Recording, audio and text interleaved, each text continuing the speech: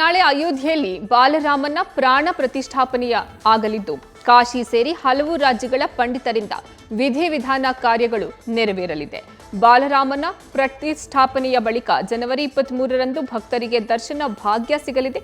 ಗರ್ಭಗೃಹದಿಂದ 30 ಅಡಿ ದೂರದಿಂದ ರಾಮನ ದರ್ಶನ ಪಡೆಯಬಹುದಾಗಿದೆ. ಇನ್ನು ದರ್ಶನಕ್ಕಾಗಿ ಅಯೋಧ್ಯೆಯಲ್ಲಿ ರಾಮ ಭಕ್ತರಿಗಾಗಿ 4 ಕಾರಿಡಾರ್ಗಳು ನಿರ್ಮಾಣ ಮಾಡಲಾಗಿದೆ.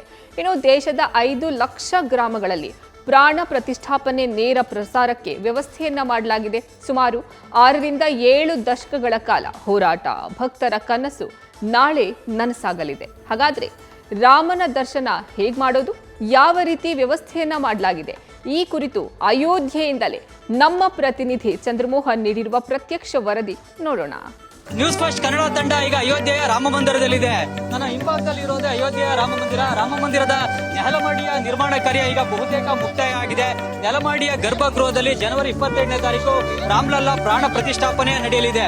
ಮುಖ್ಯವಾಗಿ ಕಾಶಿಯ ಪಂಡಿತರು ಜೊತೆಗೆ ಮಹಾರಾಷ್ಟ್ರದ ಪಂಡಿತರು ಸೇರಿದಂತೆ ದೇಶದ ಪ್ರಮುಖ ಪಂಡಿತರು ರಾಮ್ಲಲ್ಲನ ಪ್ರಾಣ ಪ್ರತಿಷ್ಠಾಪನೆಯನ್ನ ಮಾಡಲಿದ್ದಾರೆ. ಈ ಕಾರ್ಯಕ್ರಮದಲ್ಲಿ ಪ್ರಧಾನಿ ಮೋದಿ ಅವರು ಕೂಡ ಭಾಗವಹಿಸಲಿದ್ದಾರೆ. ಪ್ರಧಾನಿ ಮೋದಿ ಅವರು ರಾಮ ಮಂದಿರವನ್ನ ಜನವರಿ 27ನೇ ತಾರೀಕು ಲೋಕಾರ್ಪಣೆಯನ್ನ ಮಾಡಲಿದ್ದಾರೆ. ಅದಾದ ಬಳಿಕ ಜನವರಿ 23ರಿಂದ ದೇಶಾದ್ಯಂತ ಇರುವಂತಹ ರಾಮ ಭಕ್ತರು ಅಯೋಧ್ಯೆಗೆ ಬಂದು ರಾಮ ಮಂದಿರದ ಗರ್ಭಗುಡಿಯಲ್ಲೇ ರಾಮ್ಲಲ್ಲನ ದರ್ಶನವನ್ನ ಪಡಿಬಹುದು. ದೇಶಾದ್ಯಂತ ಇರುವ ಕೋಟ್ಯಾಂತರ ರಾಮ ಭಕ್ತರ ಕನಸು ಏನಾಗಿತ್ತು ಅಂತಂದ್ರೆ ಅಯೋಧ್ಯೆಯಲ್ಲಿ ದಿವ್ಯ ಭವ್ಯ ರಾಮ ಮಂದಿರವನ್ನ ನಿರ್ಮಾಣ ಮಾಡಬೇಕು. ರಾಮ ಮಂದಿರ ಇದ್ದಂತಹ ಜಾಗದಲ್ಲಿ, ರಾಮ ಜನ್ಮ ಭೂಮಿಯಲ್ಲಿ ಇದ್ದ ಮಂದಿರವನ್ನ ಬಾಬರ್ನ ಸೇನಾಧಿಪತಿ ಮೀರ್ ಬಾಕಿ ನೆಲಸ್ಮರಣ ಮಾಡಿ ಬಾಬ್ರಿ ಮಸೀದಿಯನ್ನ ನಿರ್ಮಾಣ ಮಾಡಿದ್ದ. ಈಗ ಅದೇ ಜಾಗದಲ್ಲಿ ನಾವು ರಾಮ ಮಂದಿರವನ್ನ ನಿರ್ಮಾಣ ಮಾಡಬೇಕು ಅನ್ನೋದು ದೇಶಾದ್ಯಂತ ಇರುವ ಕೋಟ್ಯಾಂತರ ರಾಮ ಭಕ್ತರ ಕನಸಾಗಿತ್ತು. ಅಯೋಧ್ಯೆಯಲ್ಲಿ ರಾಮ ಮಂದಿರ ನಿರ್ಮಾಣಕ್ಕಾಗಿ ಕಳೆದ 6-7 ದಶಕಗಳಿಂದ ನಿರಂತರ ಹೋರಾಟ ನಡೆದಿತ್ತು. ಸ್ವಾತಂತ್ರ್ಯ ಪೂರ್ವದಲ್ಲೂ ಕೂಡ ದೇಶದ ರಾಮ ಭಕ್ತರು ಅಯೋಧ್ಯೆಯಲ್ಲಿ ರಾಮ ಮಂದಿರ ನಿರ್ಮಾಣಕ್ಕಾಗಿ ಹೋರಾಟವನ್ನು ನಡೆಸಿದ್ರು. ಈಗ ಎಲ್ಲ ರಾಮ ಭಕ್ತರ ಕನಸು ನೆನಸಾಗ್ತಾ ಇದೆ. ಮುಖ್ಯವಾಗಿ ಜನವರಿ 28ನೇ ತಾರೀಕು ನಡೆಯುವಂತಹ ಕಾರ್ಯಕ್ರಮವನ್ನ ಈ ದೇಶದ 5 ಲಕ್ಷ ಗ್ರಾಮಗಳಲ್ಲಿ ನೇರ ಪ್ರಸಾರ ಮಾಡುವಂತಹ ವ್ಯವಸ್ಥೆಯನ್ನು ಕೂಡ ರಾಮ ಜನ್ಮಭೂಮಿ ತೀರ್ಥಕ್ಷೇತ್ರ ಟ್ರಸ್ಟ್ ಹಾಗೂ ವಿಶ್ವ ಹಿಂದೂ ಪರಿಷತ್ ಮಾಡ್ತಾ ಇದೆ. ಈಗ ಇಲ್ಲಿ ತಾವು ಮುಖ್ಯವಾಗಿ ನೋಡಬಹುದು, ಇಲ್ಲಿ ಗರ್ಭಗೃಹದವರೆಗೂ ಕೂಡ ಹೋಗಿ ರಾಮ್ಲಲ್ಲನ ದರ್ಶನವನ್ನು ಪಡಿಬಹುದು. ಗರ್ಭಗೃಹದಿಂದ 30 ಅಡಿ ದೂರದಿಂದ ರಾಮ್ಲಲ್ಲನ ದರ್ಶನವನ್ನು ಮಾಡಲಿಕ್ಕೆ ಅವಕಾಶವನ್ನ ನೀಡ್ತೇವೆ ಅಂತ ವಿಶ್ವ ಹಿಂದೂ ಪರಿಷತ್ನ ರಾಷ್ಟ್ರೀಯ ಪ್ರಧಾನ ಕಾರ್ಯದರ್ಶಿ ಆಗಿರುವ ಕನ್ನಡಿಗ ಗೋಪಾಲ್ ಜಿ ಅವರು ಕೂಡ ನ್ಯೂಸ್ ಫಸ್ಟ್ ಜೊತೆ ಈಗಾಗಲೇ ತಿಳಿಸಿದ್ದಾರೆ.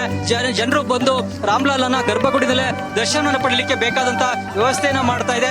ಮುಖ್ಯವಾಗಿ ಈಗ ರಾಮ ಮಂದಿರಕ್ಕೆ ಬರಲಿಕ್ಕೆ ಅಯೋಧ್ಯೆಯಲ್ಲಿ ವಿಶಾಲವಾದಂತಹ ಕಾರಿಡಾರ್ ಗಳನ್ನು ಕೂಡ ನಿರ್ಮಾಣ ಮಾಡಲಾಗ್ತಾ ಇದೆ. 4 ಕಾರಿಡಾರ್ ಗಳನ್ನ ಈಗ ಅಯೋಧ್ಯೆಯಲ್ಲಿ ರಾಮ ಭಕ್ತರಿಗಾಗಿ, ರಾಮ್ಲಲ್ಲಾ ದರ್ಶನಕ್ಕಾಗಿ ಬರುವಂತಹ ಭಕ್ತರಿಗಾಗಿ ನಿರ್ಮಾಣವನ್ನ ಮಾಡಲಾಗ್ತಾ ಇದೆ. ಈಗ ಇಲ್ಲಿ ರಾಮ ಮಂದಿರದ ನೆಲಮಹಡಿಯ ನಿರ್ಮಾಣ ಕಾರ್ಯ ಜೊತೆಗೆ ಮೊದಲನೇ ಮಹಡಿಯ ನಿರ್ಮಾಣ ಕಾರ್ಯ ಕೂಡ ಬಹುತೇಕ ಮುಕ್ತಾಯವಾಗಿದೆ. ಇನ್ನೇನಿದ್ರು ಕೂಡ 2ನೇ ಮಹಡಿಯ ನಿರ್ಮಾಣ ಕಾರ್ಯ ಮಾತ್ರ ನಡೀಬೇಕು ಮತ್ತು ಮಂದಿರದ ಮೇಲ್ಭಾಗದಲ್ಲಿ 5 ಗೋಪುರಗಳನ್ನ ನಿರ್ಮಾಣವನ್ನ ಮಾಡಲಾಗುತ್ತೆ. ಈ ಮಂದಿರವನ್ನ ನಾಗರ ಶೈಲಿಯಲ್ಲಿ ನಿರ್ಮಾಣ ಮಾಡ್ತಾ ಇರತಕ್ಕಂಥದ್ದು ವಿಶೇಷ. ಮುಖ್ಯವಾಗಿ ಈ ದೇವಾಲಯದ 4 ದಿಕ್ಕಿನಲ್ಲೂ ಕೂಡ ಪ್ರಾಕಾರವನ್ನು ಕೂಡ ನಿರ್ಮಾಣ ಮಾಡಲಾಗುತ್ತೆ. ಪ್ರಾಕಾರವನ್ನು ಕೂಡ ಸುತ್ತಾಕೊಂಡು ಬಂದು ಗರ್ಭಗೃಹದ ಬಳಿಗೆ ಹೋಗಿ ಗರ್ಭಗೃಹದಲ್ಲಿರುವ ರಾಮ್ಲಲ್ಲನ ದರ್ಶನವನ್ನ ಭಕ್ತಾದಿಗಳು ಪಡಿಬಹುದು. ಈ ಮೂಲಕವಾಗಿ ಅಯೋಧ್ಯೆಯಲ್ಲಿ ದಿವ್ಯ ಭವ್ಯ ರಾಮ ಮಂದಿರ ನಿರ್ಮಾಣ ಆಗಬೇಕು, ರಾಮ ಮಂದಿರದಲ್ಲೇ ರಾಮಲಲ್ಲನ ದರ್ಶನವನ್ನ ಪಡಿಬೇಕು ಅನ್ನುವ ಭಕ್ತಾದಿಗಳ ಕನಸು ಈಗ ನನಸಾಗ್ತಾ ಇದೆ.